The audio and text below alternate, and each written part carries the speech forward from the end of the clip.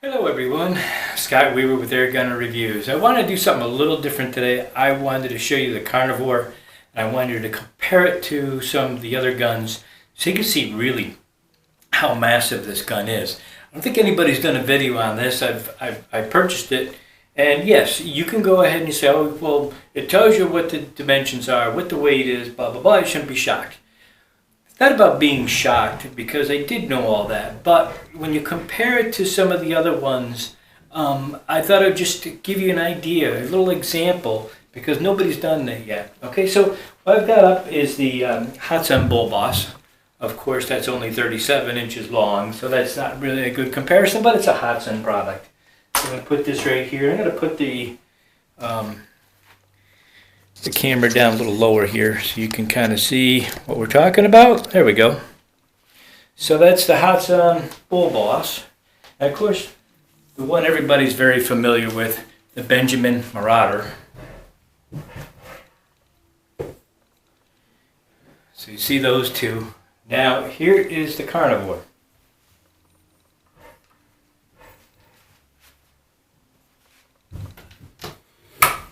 Try not to knock the guns down. That guy is a monster of a gun. Everything about it is monstrous. The air tube in it, the bolt. Look at that bolt. It's a huge gun. And I'm sure you're not surprised by that, but I just wanted to show the comparison. I'm also going to show you, if I can hold this up here, the difference in rotary magazines and pellet size. And this is the .22. That's the .22 right there, the rotary magazine. This is the 30 caliber. I'm sorry I didn't tell you, that's the 30 caliber Carnivore. Then you can see the size of the pellets right there. Whoops. Maybe. So knock everything down. That's the .22, and these are both the exacts. You've got. I'll get these off here. The 22 is the 14.89 grain. It's the jumbos, and the exact. .30s are 50.15 grain. So there's a chunky difference between them. There you have it. So besides that, I did a little testing on the Carnivore, and let me just take this out of the picture right now. But I did a little testing, unscientific testing, on these two. And I wanted to see basically about penetration, to see how much more that the 30 caliber would penetrate wood than the Bullboss. Surprisingly enough, it doesn't. There's very little difference between the two. It's only the size of the hole. So I thought, now that's shooting at 20 yards. So first thing I tried was this. It's part of a shelf. My wife's going to be pissed. No, just kidding. That right there, there's the hole, if you can see that, hopefully you can, of the 30. And this is the hole of the 22. Then when you pull it back, of course, blew a big hole through here. And then, of course, a much smaller hole. So that was at 20 yards. And this is about 1.25 inches piece of pine, I'm sure.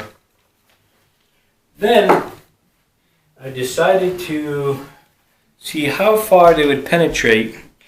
This is 3/4 inch pine, and I tripled them. Okay, so here's the first board. You see it's got a big hole, of course, and then a much smaller hole for the .22. Went straight through, both of them went straight through that. And then here's the second hole, the .30 here, and the 'Both of them also successfully went through.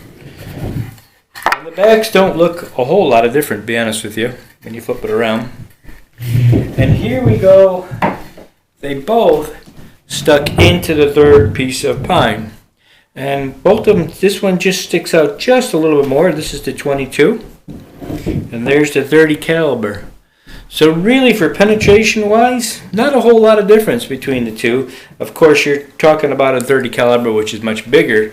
I was a little surprised about that, to be honest with you. I thought maybe that the 30 caliber would punch through the third board, or at least embed a little bit more, but it didn't. Anyhow, I know this is very unscientific. I just wanted to give you guys an example of what these guns look like. Put this, if you have a Marauder, that way you can kind of tell.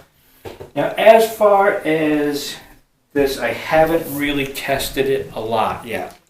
But I will tell you, it's not just a beast. It is very sturdy. I mean, this thing is solid. That bolt is solid. So far, I do like it. I don't have anything bad to say about it. I know a lot of people said that the cocking is a little tough. It is, but if you put your thumb up at the top, it's manageable. I mean, yeah, I don't really care for the safety over here. I wish they did it if they're going to put a safety on there, I wish they left it down here by the trigger, because that is kind of out of the way to do it. I understand safety can be an issue, but and it's also a gun so far that I found that you're not going to be able to take a second shot quick with, because it takes you time to cock it and then to take the safety off of it. But that's all I can tell you. I'm hoping to get this out to 50 yards and then out to 100 yards just to compare to see what it does. But right now it's about 20 degrees, which has been a lot warmer today than it's been in the past. And we probably have about 10 inches of snow. So that's going to be coming in the spring. Anyhow, I just wanted to show you the comparison. Wanted to show you how it punched through boards. The reason why I picked the Carnivore is because it's very quiet. I mean, it is quieter than the Bullboss. And the second reason is there are rifles out there that can shoot much harder than this Carnivore. It has a lot more energy, but they're also air hogs. So this guy right here, I can get 3 of these little guys. What do they hold? 2, 4, 6, 7. So I can get 21 shots without filling up. That's pretty good. So it's really, yeah, you're not going to take a deer out with that. There's no question, especially when it can't punch through 3 pine boards at 20 yards. So that's, if you're going to buy it for that, forget it. But long range is what I'm hoping for with that. And so far, I really like the gun. Weight. Let's talk about the weight of it real quick. Just to give you an example, the Benjamin Marauder is 9.5 pounds with the scope. The Bullboss is 10.5 pounds, but all it has is a red dot on it. And this guy right here is 11 pounds, 11 ounces. But really, honestly, that's not bad. It's got a huge scope on it, that big scope. And to be honest with you, when I had that scope on the Bullboss actually outweighed it. It was like a little over 12 pounds. So comparatively speaking, it's a big gun. It does weigh, but not like an overkill, I guess. Ha, overkill. Anyhow, that's my video for today. Hopefully, and you know, I'd like to hear your feedback too. I always love it when I get feedback, because I learn a lot from you guys. I learned so much when I was talking about the Bullboss and a few of the other ones. You guys had some great comments out there, and I learn a lot from you guys, and that's probably why I wanted to do this, because I don't know a tremendous lot. I like to try to inform people of what I've learned, and your feedback is very important. So thanks for watching. Take care, and I'll catch you next time.